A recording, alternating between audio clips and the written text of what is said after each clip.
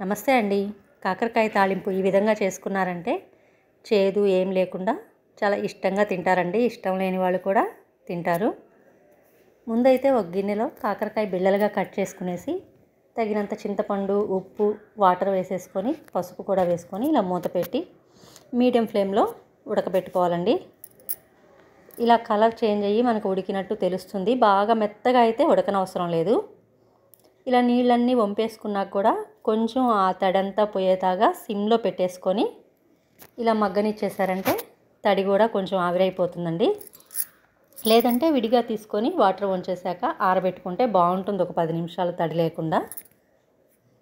ఇలా తాళింపు పెట్టేసుకోవడానికి ఒక బాండ్లో పెట్టేసుకొని ఆయిల్ వేసుకునేసి ఒక ఎండుమిర్చి, మినపప్పు, ఆవాలు, జీలకర్ర, ఇలా కరివేపాకు అన్నీ వేసేసుకున్నాక ఒక 2 ఎర్రగడ్డలు అయితే, పెద్దదైతే ఒక్కటి చాలండి, చిన్నవైతే 2 ఎర్రగడ్డలు ఇలా సన్నగా కట్ చేసేసుకొని ఎర్రగడ్డలకి తగినంత ఉప్పు వేసుకున్నామంటే, ఉప్పు వేసుకున్నప్పుడు ఏంటంటే ఎర్రగడ్డ తొందరగా మగ్గుతుంది.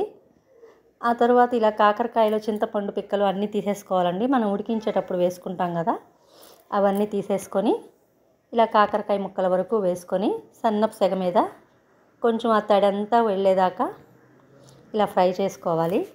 మనకు కొంచెం ఫ్రై అయింది, తడంతా ఆవిరైపోయింది అనుకున్న టైంలో మనం ఉప్పు అయితే వేసేసుకున్నాం కదండి, తగినంత కారం, నేనైతే ఉట్టి కారం వేసుకున్నాను. కొబ్బరి కారం అయినా వేసుకోవచ్చండి. ఇలా సిమ్లో కొంచెం సేపు కారం పట్టేదాకా వాడ్చుకునేసి దించేసుకుంటే చాలా బాగుంటుందండి టేస్ట్. ఒక్కసారి మీరు కూడా ట్రై చేయండి. టేస్ట్ అయితే చాలా బాగుంటుందండి. ఈ టైంలో ఉప్పు కారం చెక్ చేసుకొని కొంచెం తగ్గినట్లయితే చల్లేసుకొని దించి సర్వ్ చేసుకోవడమేనండి. చాలా ఈజీగా కూడా అయిపోతుంది. ఒక్కసారి ప్రిపేర్ చేసి చూసుకోండి. నచ్చితే లైక్ చేయండి, మన ఛానల్ని సబ్స్క్రైబ్ చేసుకోండి. Thank you.